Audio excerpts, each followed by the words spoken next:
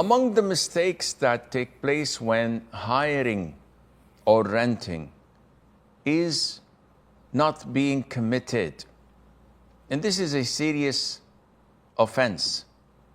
Muslims are committed people. They're known to honor their word and to fulfill their promises.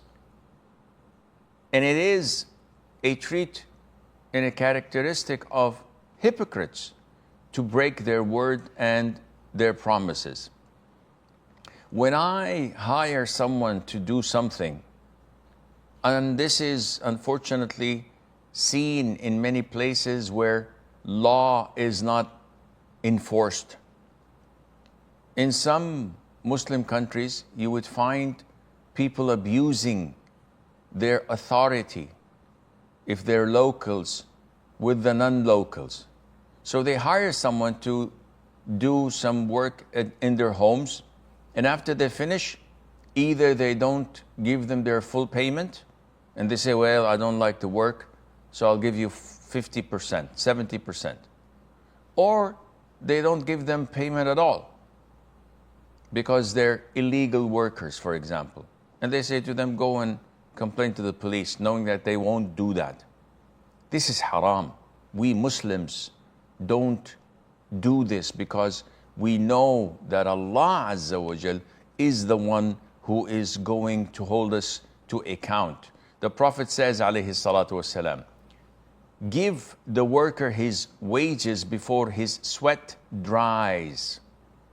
Don't even wait 5 or 10 minutes till his sweat dries before you give him his payment. No, immediately, once the task is done, you have to give him his money. And the Prophet ﷺ also threatened us and said, there are 3 whose opponent I will be on the day of resurrection.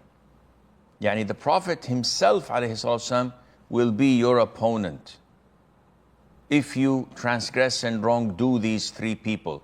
One of them is a man who hired a worker and got the job done in full, but did not give him his wages.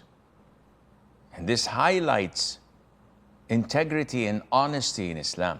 And this is why you look at countries like Indonesia, like Malaysia, Singapore, and the likes, where not a single soldier, Muslim soldier, set foot in it. Yet all this country accepted Islam. Why? Because merchants and traders who went there and dealt with them with the Islamic way, they were impressed and embraced and accepted this beautiful religion. And this answers the accusation they say that Islam was spread by the sword. Some jurors and scholars say, as the relationship between the person hiring and the hired person, we can look at it as well from a point of view when we look at the relationship between a man and his wife. Why? They said because the man gave the woman dowry so that she would submit herself and give herself in matrimonial contract to the man. So that means she's not allowed, because of such quote unquote employment, she's not allowed to work for someone else without the permission of her husband.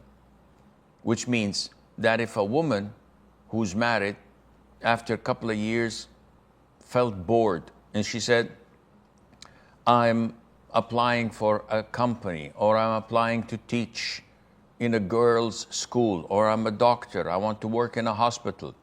She's not allowed to do this unless her husband gives her permission to do so. Otherwise, she's sinful and she is rebellious and doing something that Allah has prohibited.